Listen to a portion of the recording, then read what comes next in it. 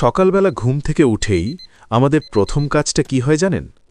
বালিশের পাশে রাখা ফোনটা হাতে নেওয়া। তারপর শুরু হয় স্ক্রলিং। তারও প্রমোশন হয়েছে, কেউ নতুন বাইক কিনেছে, কেউ কক্সবাজার ট্যুর দিচ্ছে, কেউ বা নতুন রিলেশনশিপের স্ট্যাটাস দিয়েছে।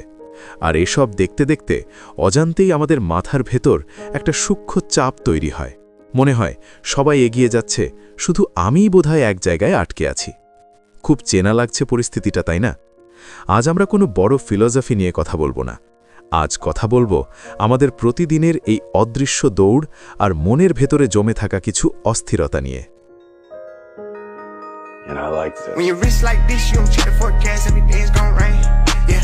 আচ্ছা, ধরুন আপনি একটা ম্যারাথনে দৌড়াচ্ছেন, কিন্তু মজার ব্যাপার হলো আপনি জানেন না ফিনিশিং লাইনটা কোথায়। আপনি শুধু দেখছেন আপনার পাশের জন আপনার চেয়ে জোরে দৌড়াচ্ছে, তাই আপনিও গতি বাড়ালেন। কিন্তু আপনি কি একবারও ভেবে দেখেছেন ওই মানুষটার গন্তব্য আর আপনার গন্তব্য কি এক? আমাদের জীবনটা এখন অনেকটা এই ম্যারাথনের মতো হয়ে গেছে। আমরা অন্যের হাইলাইট রিল দেখে নিজেদের বিহাইন্ড দ্য সিনস বিচার করছি। আমরা শর্টসে ছুট করে দ্য ট্র্যাপ অফ কম্প্যারিজন নিয়ে কথা বলেছিলাম। এই তুলনা করাটা অনেকটা বিষের মতো হয়ে থাকে। এটা আপনার ভেতরের সৃজনশীলতা আর শান্তি দুটোকেই খেয়ে ফেলে। অথচ সত্যিটা হলো আপনার জীবনের গল্পের নায়ক আপনি নিজে। অন্য কেউ আপনার গল্প লিখে দিচ্ছে না। তাহলে আপনি কেন অন্যের জীবনের গল্প দেখে নিজের জীবনের উপর প্রভাব পড়তে দেবেন? এই যে সারাক্ষণ নিজেকে পিছিয়ে পড়া ভাবা, এখান থেকেই জন্ম নেয় বিরক্তি আর রাগ। আমরা যখন মানসিকভাবে ক্লান্ত থাকি, তখন খুব ছোট ছোট বিষয়েও আমরা রিয়্যাক্ট করে ফেলি। হয়তো বাসায় কেউ একটা গ্লাস ভেঙেছে বা ইন্টারনেটের স্পিড একটু কম, আমরা চিৎকার করে উঠি। আসলে রাগটা ওই ভাঙা গ্লাসের ওপর না, রাগটা আমাদের নিজেদের ওপর। আমরা ডিজিটাল দুনিয়ার এত নয়েজের মধ্যে থাকি যে নিজেদের ভেতরের আওয়াজটা শোনার সুযোগই পাই না। আমরা ডিজিটাল ডিটক্সের উপরকে অনেক শুনেছি অনলাইনে, কিন্তু বাস্তবে কি আমরা পারি দিনে অন্তত 30 মিনিট ফোনটা দূরে রেখে নিজের সাথে কথা বলতে, নিজেকে নিয়ে ভাবতে?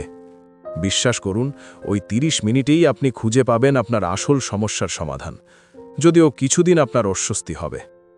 তাহলে উপায় কি? খুব সহজ, কিন্তু কঠিন একটা কাজ করতে হবে।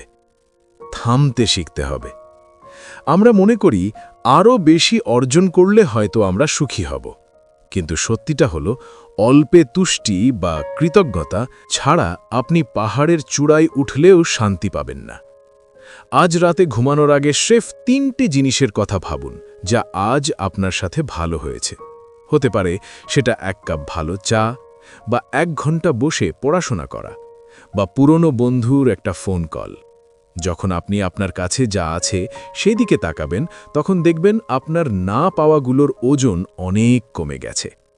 আত্মশুদ্ধি বা নিজেকে বদলানো কোনো জাদুর কাঠি না, এটা একটা প্রসেস। আজ আপনি গতকালের চেয়ে একটু শান্ত হতে পেরেছেন কিনা, এটাই দিন শেষে আসল জয়। ক্রনিকল স্টুডিওতে আমরা ছোট ছোট গল্পের মাধ্যমে এই জীবনটাকে একটু সহজভাবে দেখার চেষ্টা করি। আজকের এই কথাগুলো যদি আপনার জীবনে কোনো কাজে আসে, হেল্প হয় আপনার, তবেই আমাদের এই প্রচেষ্টা সার্থক। আপনি এখন জীবনের কোন পর্যায়ে আছেন? খুব অস্থির নাকি শান্ত হতে শিখছেন? কমেন্টে আপনার বিষয়টি লিখতে পারেন। দেখা হবে পরের গল্পে। ভালো থাকবেন আর নিজের মনের যত্ন নেবেন।